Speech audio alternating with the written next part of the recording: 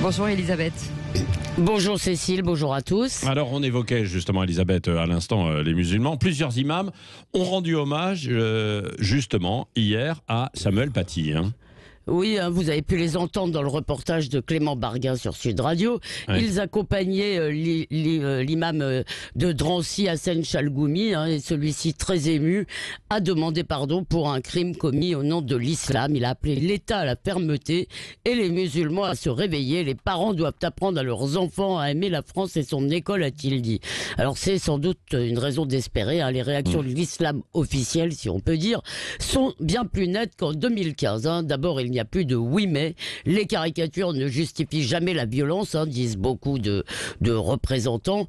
Pour vivre en France, on doit les supporter. Et puis il n'y a plus non plus de pas d'amalgame et de ça n'a rien à voir avec l'islam.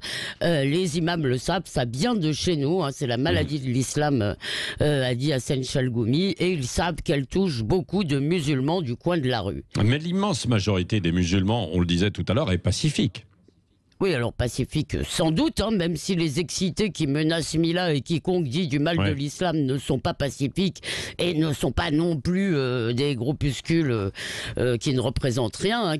Gilles Kepel parle d'un djihadisme d'atmosphère ou d'islamisme à bas bruit, et toutes les enquêtes montrent l'imprégnation islamiste d'une quasi-moitié de la jeunesse musulmane piégée par ce que Kamel Daoud appelle les arnaques communautaires et identitaires. Le résultat, par exemple, il refuse de voir une Marianne dépoitraillée ou d'entendre parler du Coran en classe.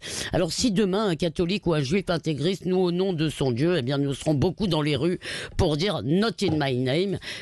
La rue musulmane, la société musulmane, notamment la jeunesse, devrait être à la pointe du combat. On aimerait qu'elle le soit, et au contraire, beaucoup pensent que leur demander de réagir, c'est les stigmatiser. Oui, mais ils ne sont pas responsables du crime de Conflans.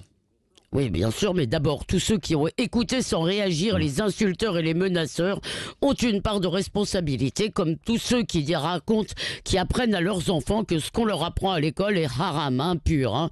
Alors il faut en finir avec une autre maladie de l'islam qui est le victimisme.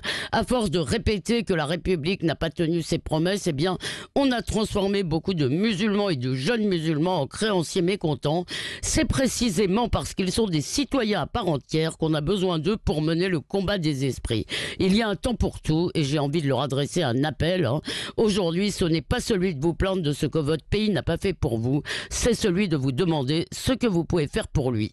Merci à vous, Elisabeth Lévy. Votre regard libre, c'est chaque matin à 8h15. Et évidemment, vous pouvez réagir à cette chronique, comme à l'ensemble de nos invités, et vos coups de cœur, vos coups de gueule aussi dans l'actualité. En ce moment, ce sont plus des coups de colère, évidemment. Tout à l'heure, lors du petit déjeuner de l'actualité, c'est à 9h moins le quart sur Sud Radio. Et dans quelques instants,